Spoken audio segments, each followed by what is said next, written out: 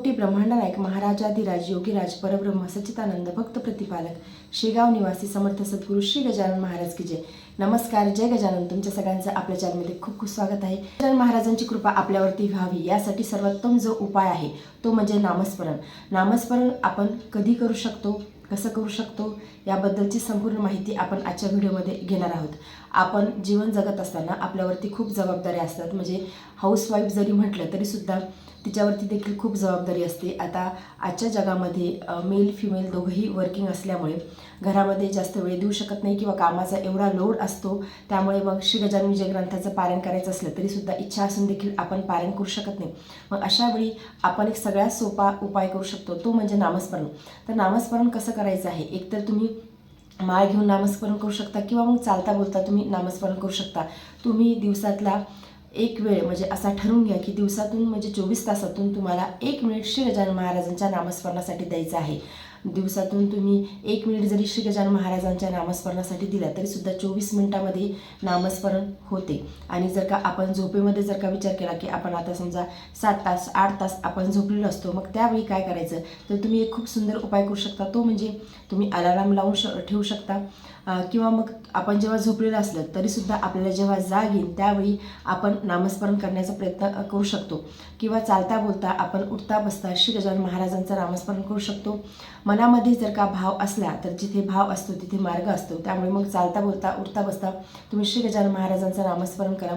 ज्या घरातील स्त्री आहेत त्या काम करत असताना नामस्मरण करू शकता. स्वयंपाक करत असताना नामस्मरण करणे कधीही चांगलं. म्हणजे आपण आपल्या पूर्वीच्या समजा आई आहे किंवा आजी आहे ह्या सगळ्या बघितल्या आहे की त्या स्वयंपाक करताना हरिपाठ घ्यायच्या किंवा नामस्मरण करायचं. ते यासाठी की त्या अन्नावरती चांगले संस्कार होतात आणि जे चांगले संस्कार झाले जे अन्न आहे ते जर का आपण खाल्लं तर आपली तब्येत चांगली राहते, आपला मेंदू शाबित राहतो. म्हणजे आपल्याला चांगले विचार येतात. त्यामुळे मग आपण नामस्मरण करत करत करत जर का स्वयंपाक केला तर त्या स्वयंपाकावरती देखील चांगला संस्कार होतो. त्यामुळे असं म्हटलं जाते की बाहेरचं जास्त खाऊ नये किंवा बाहेरच्या व्यक्तीकडून स्वयंपाक कधी करून घेऊ नये.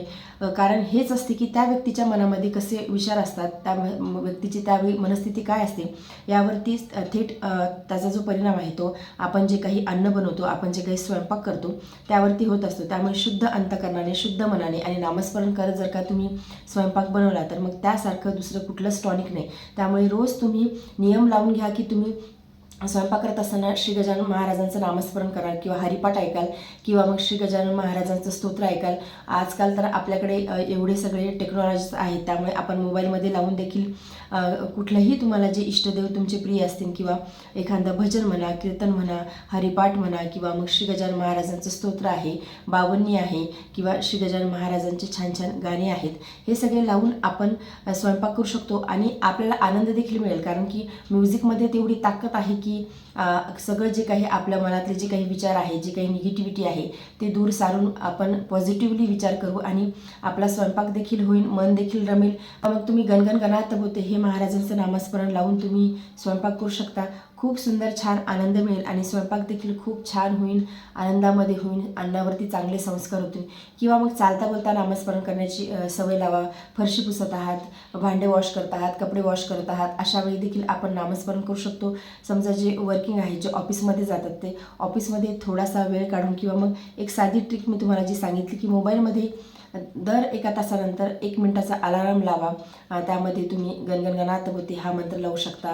तशी ट्यून तुम्ही सेट करू शकता किंवा मग जे इष्टदेव तुम्हाला प्रिय असतील त्या इष्टदेवतांची देखील तुम्ही रिंगटोन तशी ट्यून तुम्ही सेट करून 1 मिनिटासाठी तुम्ही नामस्मरण करू शकता. मनामध्ये 1 मिनिटं स्वतःला देऊन ध्यान करून, भगवंताचं ध्यान करून तुम्ही नामस्मरण करू शकता. ह्या छोट्या छोट्या गोष्टी आहेत ज्या आपण करू शकतो या धावपळीच्या युगामध्ये. परंतु ह्या छोट्या छोट्या गोष्टी जरी आपण केल्या ना तरीसुद्धा आपल्याला परमानंदाची प्राप्ती होणार आहे. स्टेप अशी की समजा तुमच्याकडून समजा श्री गजानन विजय ग्रंथ वाचणं होत असेल तर 1 अध्याय वाचण्याचा नक्की प्रयत्न करा. 1 अध्याय तुमच्याकडून समजा रोज घेणं होत नसेल तर 1 किंवा 2 पेजेस तरी तुम्ही रोज श्री गजानन विजय ग्रंथ वाचण्याचा प्रयत्न करा. म्हणजे आता समजा भागवत आहे तर भागवत हा ग्रंथ खूप मोठा आहे. तो 6 महिने जर का विचार केला तर 6 महिने संपूर्ण भागवत वाचण्यासाठी लागतो. तर मग आता समजा वेळ नाही, वर्किंग आहे, तर तुम्ही अशा वेळी 1-1, 2-2 पेजेस भागवत आपण वाचू शकतो. तसंच श्री गजानन विजय ग्रंथाचं आहे की आपण 1 किंवा 2 पेजेस वाचून मग एक अध्याय नाही घेतला तरीसुद्धा आपण आपल्या कामाला जाऊ शकतो. परंतु तुम्ही जे वाचाल ते दिवसभर तुमच्या मनामध्ये राहते. श्री गजानन विजय ग्रंथ असा आहे की तो मानवी मनाच्या खूप जवळ जाणार आहे. पण असं म्हणू शकतो की मानवी जीवनाच्या खूप जवळ आहे, तो मानवी मनाच्या खूप जवळ आहे. त्यामुळे श्री गजानन विजय ग्रंथ जेव्हा तुम्ही वाचाल त्यावेळी श्री गजानन विजय ग्रंथामधल्या ज्या काही कथा आहेत, महाराजांची जी काही लीला आहेत, महाराजांचे जे चरित्र आहे, ते सगळं दिवसभर आपल्या मनामध्ये राहते. ते दिवसभर कंटिन्यू मनामध्ये घोळत राहते आणि ते एक प्रकारे महाराजांचं नामस्मरणच घडते.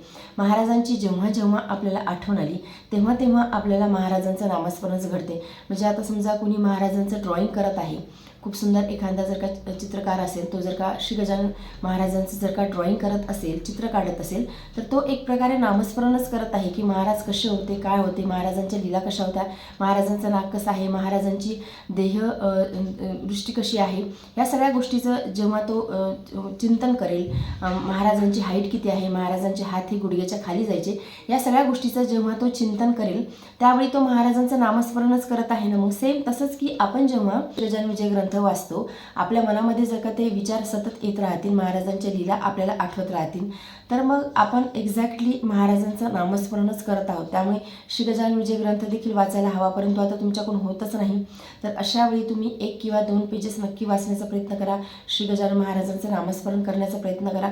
नामस्मरण एवढं श्रेष्ठ कलियुगामध्ये काही सांगितलेलं नाही. भगवंताला माहीत होतं की कलियुगातल्या जीवांना वेळ मिळणार नाही, कलियुगातल्या माणसांना वेळ मिळणार नाही, कामं खूप आहेत. त्यामुळे कारण की हे सगळं सृष्टी भगवंतानेच निर्माण केली आहे, तर भगवंताला माहीतच आहे की कलियुगामध्ये माणसाकडे वेळच राहणार नाही, स्वतःसाठी देखील तो वेळ देऊ शकणार नाही.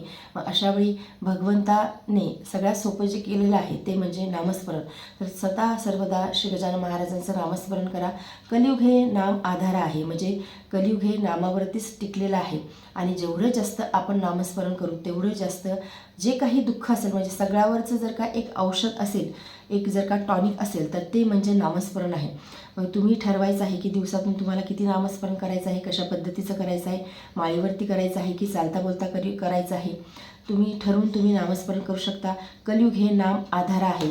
जीवनामध्ये कसलीही कंडिशन असो, कसलीही परिस्थिती असो, तुम्ही जर का नामस्मरण केलं तर त्यावरती सर्वोत्तम उपाय जो आहे तो म्हणजे नामस्मरण आहे. तुम्ही करून बघा, मनातली जी काही निगेटिव्हिटी आहे ती दूर जाते, मनामध्ये पॉझिटिव्ह विचार यायला लागतात.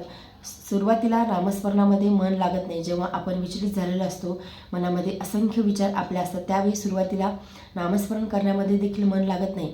मन लागलं नाही तरीसुद्धा तुम्ही नामस्मरण करा. समजा आज तुम्ही 1 माळ घेतली आहे, 108 वेळेस तुम्ही श्री गजानन महाराजांचा मंत्रजप केला आहे. दुसऱ्या दिवशी तुम्ही जास्त अजून वाढवण्याचा प्रयत्न करा, 2 माळी घेण्याचा प्रयत्न करा. तिसऱ्या दिवशी 3 माळी घेण्याचा प्रयत्न करा. तुमच्याकडून जेवढं शक्य होईल त्या पद्धतीने तुम्ही नामस्मरण वाढवा. किंवा आज मी 108 नामजप केला आहे, दुसऱ्या दिवशी तुम्ही 121 नामजप करा.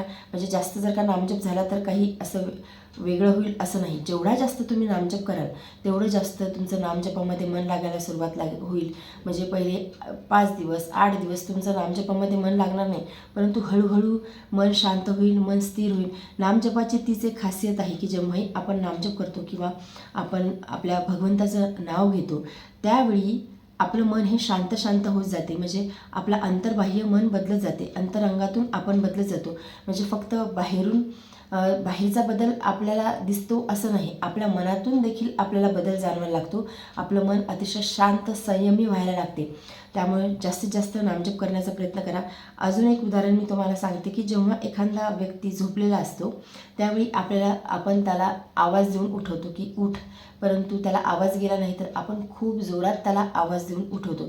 तर जेवढा जास्त तुम्ही नामजप वाढवाल, जेवढं जास्त हाक तुम्ही श्री गजानन महाराजांना माराल, तेवढंच श्री गजानन महाराज ती हाक लवकर ऐकणार आहेत. त्यामुळे शक्य तेवढं नामस्मरण करण्याचा प्रयत्न करा, त्यामध्ये मन गुंतवण्याचा प्रयत्न केला. सुरुवातीला मन गुंतलं नाही तरीसुद्धा नामस्मरण कंटिन्यू करत राहा. नामस्मरण कधीही थांबू नका. म्हणजे होते की आपलं मन लागत नाही, मन बेचैन झालेलं असते. जेव्हा आपण आनंदात असतो तेव्हाही आपलं नामस्मरणामध्ये मन लागतच नाही, कारण आपण त्या आनंदाच्या गोष्टीमध्ये आपण गढून गेलेलो असतो. आणि जेव्हा दुःखाची किंवा विपरीत काही परिस्थिती असते त्यावेळी देखील आपण सतत तोच विचार करत असतो. जे विचार येतील मनात ते येऊ द्यायचे, जाऊ द्यायचे, त्या विचारांवरती खूप विचार करत बसायचा नाही. नामजप कंटिन्यू करत राहायचा, मुखाने नामजप चालू ठेवायचा. म्हणजे आपण समजा आता इच्छा असली तरी जेवतो किंवा इच्छा नसली तरीसुद्धा जेवतो, तर आपलं पोट भरतेच ना. सेम एक्झॅक्टली तसंच आहे की नामजप जेवढा जास्त आपण करू त्या नामजपाचा असर तो नामजप दाखवणारच आहे. त्याचा इफेक्ट हा तो मंत्रजप आहे, तो नामजप आहे, तो करणारच आहे. त्यामुळे तुमचं मन लागो अथवा न लागो कंटिन्यू नामस्मरण करत राहा. म्हणजे आता मला खूप आनंद होतो की जे कॉलेजचे मुलं मुली आहेत ते देखील फोन करतात, कमेंट करतात आणि त्यांना देखील श्री गजानन महाराजांच्या भक्तीची ओढ लागलेली आहे. खरंच सांगते तुम्हाला, खूप छान वाटते की आपण जे काही करत आहोत ते इतरांपर्यंत पोहोचत आहे आणि त्यावरती काहीतरी कुणीतरी कृती करत आहात. म्हणजे 100 जणांनी व्हिडिओ बघितला आणि त्यापैकी 1 किंवा 2 जण जरी श्री गजानन महाराजांच्या सेवेमध्ये लागले तर त्यासारखा खरंच दुसरा आनंद नाही. भगवंतानेच हे सगळं काही दिलेलं आहे. म्हणजे मी व्हिडिओ बनवणं किंवा तुम्ही व्हिडिओ बघणं हे सगळं महाराजांच्या इच्छेनेच होत आहे. तुमच्या माझ्या म्हणण्याच्या इच्छेने काहीच होत नाही.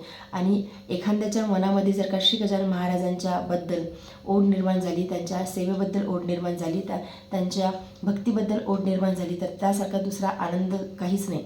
त्यामुळे सतत हेच सांगणं आहे माझं तुम्हाला की श्री गजानन महाराजांच्या भक्तीमध्ये या, महाराजांवरती विश्वास ठेवा, श्री गजानन विजय ग्रंथाचं पारायण करण्याचा प्रयत्न करा. ज्यांना शक्य नाही त्यांनी 1 किंवा 2 पेजेस वाचा.